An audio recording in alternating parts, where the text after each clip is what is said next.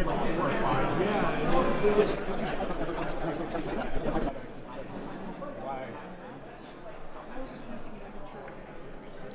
same road video.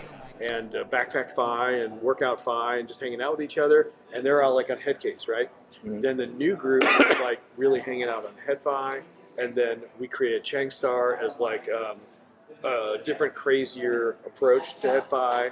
And then I was trying to get all those guys together. It was awesome when I got Headcase, HeadFi, and Changstar out at meets. And we did that for a few years, and we were very successful. It was awesome. And then like family and work and everything, and I stopped organizing. And then I went back to work at Massdrop, and then that was good. But then I wasn't organizing, and I was working on products. And now we're back in this new phase where you guys are like totally picking it up. It's awesome. We're having fun. There's lots of cool stuff. We're enjoying stuff. We're making good friends.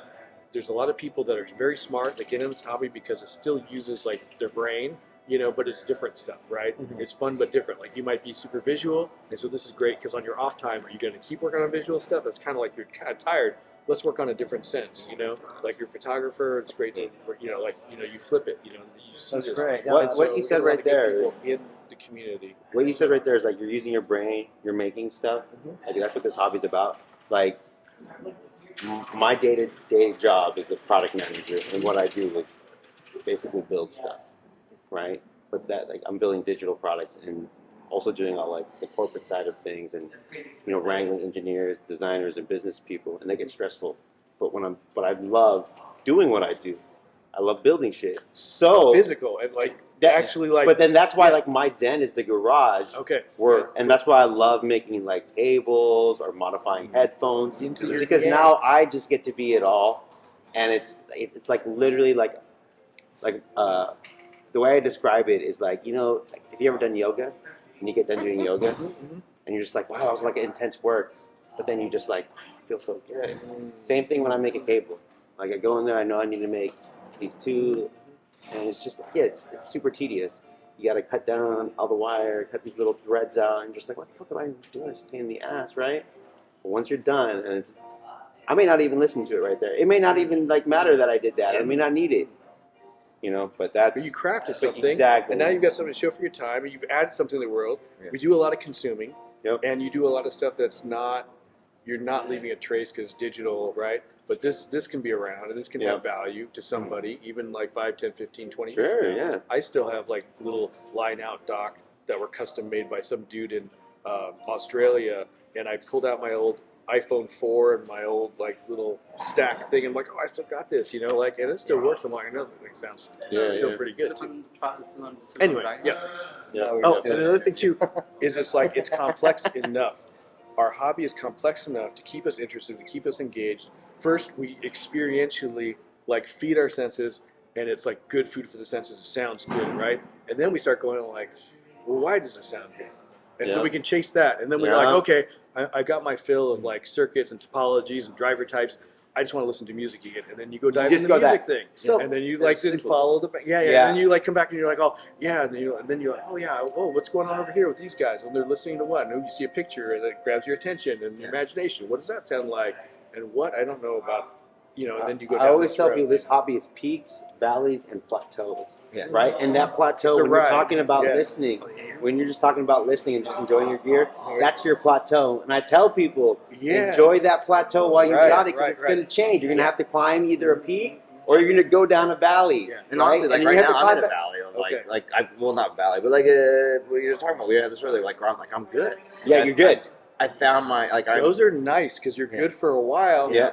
Because you're in this phase where you're like, oh, I got enough of everything and all the stuff in its right place and it's great. But then you'll be like, oh, but I kind of want a little more resolution now. Or I kind of, do I really, now I'm paying more attention to bass because I've been listening to drummers. So now, now tighter bass is going to be my thing. And then like, oh, no, now I lost the air and the space and now you're changing. So you can kind of, but as long as you've got like 80 to 90% of it in a good spot, then sometimes you're chasing an extra 5 or 10%. But it's up to you. It's like I call it chasing the dragon, even though it's like chasing the dragon. What I called it was like insecurity. Like you start off with bass insecurity. A lot of people start off like I'm missing bass. Or I want to make sure I have enough bass. It's the fastest thing, the most visceral thing to experience and to understand and to like immediately notice. So you get the bass.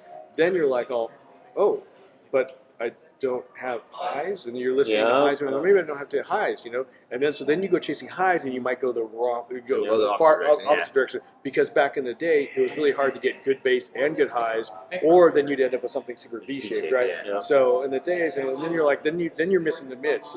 So you go from chasing the lows to chasing the highs to chasing the mids to then like, oh, now I want to make sure I've got mids plus highs first, and then bass is second.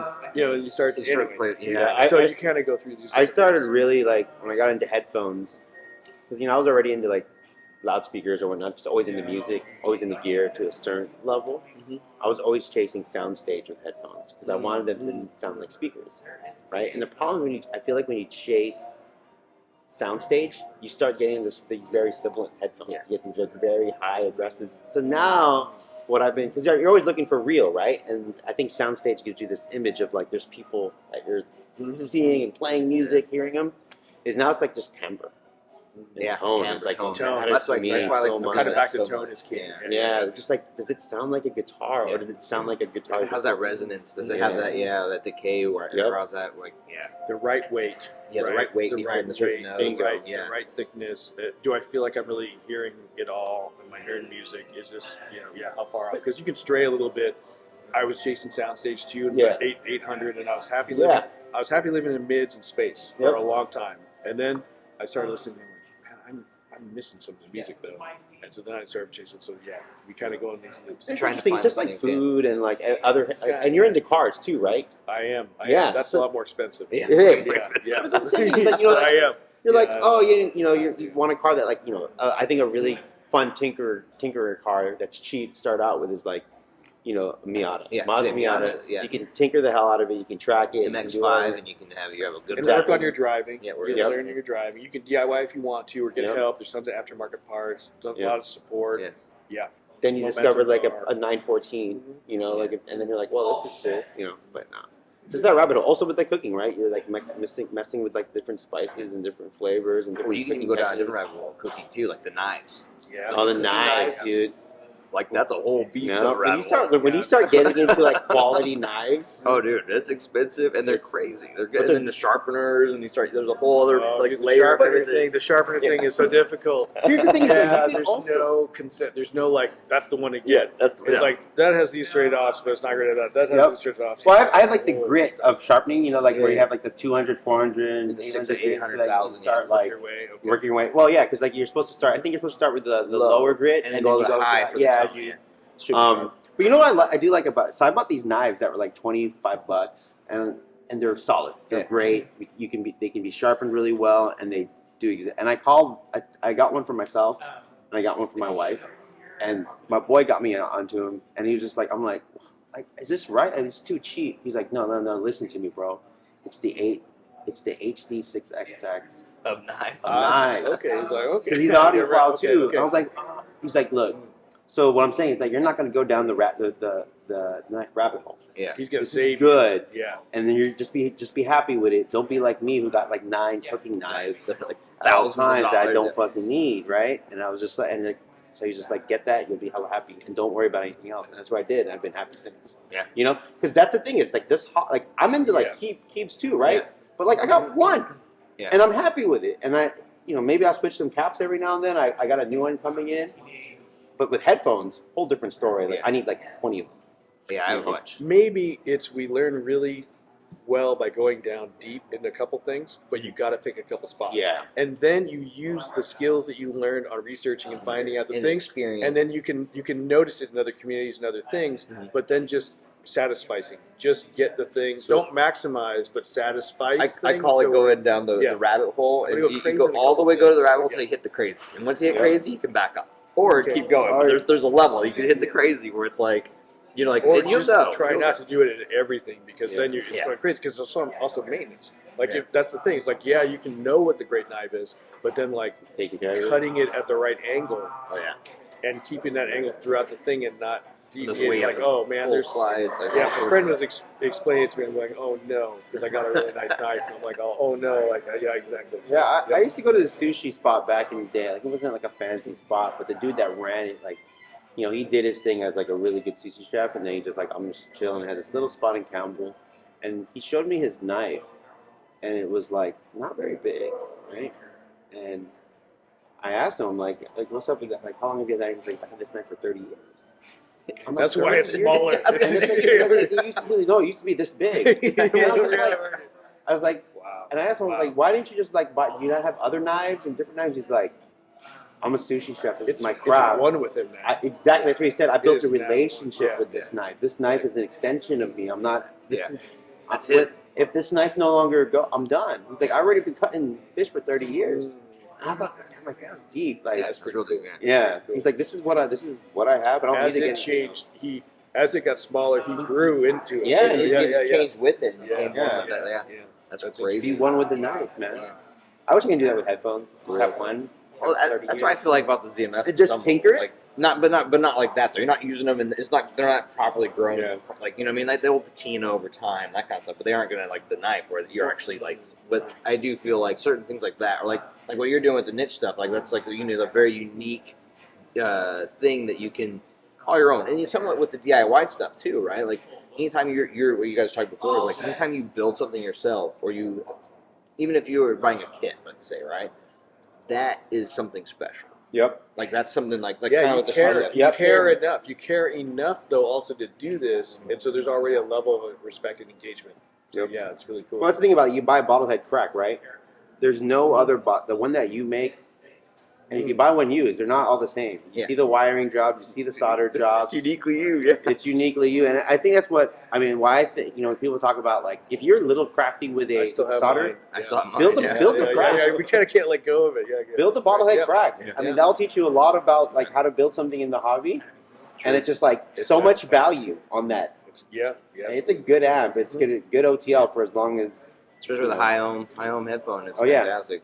With a Sennheiser or Bayer, or even like the Aeolus, which is already like super muddy, not muddy, but like that has that lower end of Aeolus from ZMF, and a bottle head is like. You hear that, Jack?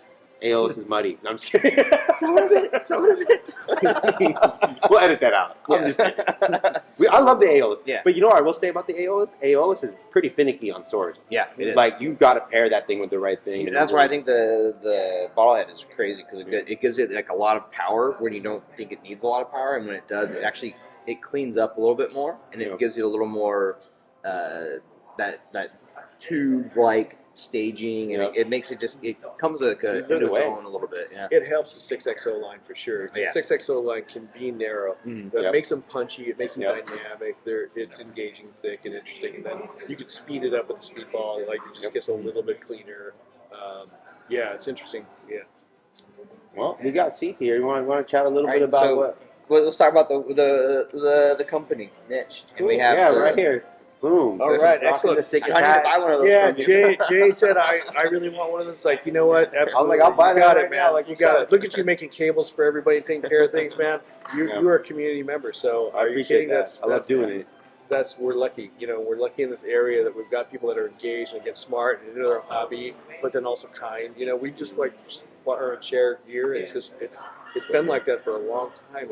It's cool and it's special. It's really good. So I think that keeps a lot of us in the hobby and listening. So also, it's a lot cheaper to have headphones than extra cards in the garage. Yeah, 100%. And they still carry value. Stacks of speakers. And I'm not really that nervous. Like if I lent out my car for a weekend versus just lending out like my Grados for the weekend. Not that. The Grados are so perfect and pristine. There's no way you can keep your car as perfect as your Grados are, because I've seen your oh my gosh, your shots of your Grados and your the stands even that they sit on, man. Yeah, well, my Grados. One thing I love about Grados is part of my DIY thing, right? Like you can modify, you can put the headbands off. Make them yours. You personalize them. Yeah. Right. Like I did a removable cable mod for my wife because she really liked. What was his name? I'm forgetting his name right now, but the HP 1000s. She actually listened to the HP 1000 behind the Piety. Oh. And yeah. Like my wife loves music, absolutely loves music, but she's like kind of into the gear, not really like hardcore into the gear that I have. That she's listened to stuff and she's been blown away by it. But we were playing. I think we were playing Pandemic the night before, and I came back from the meetup where I bought the Piety, and in the morning I was listening to that setup.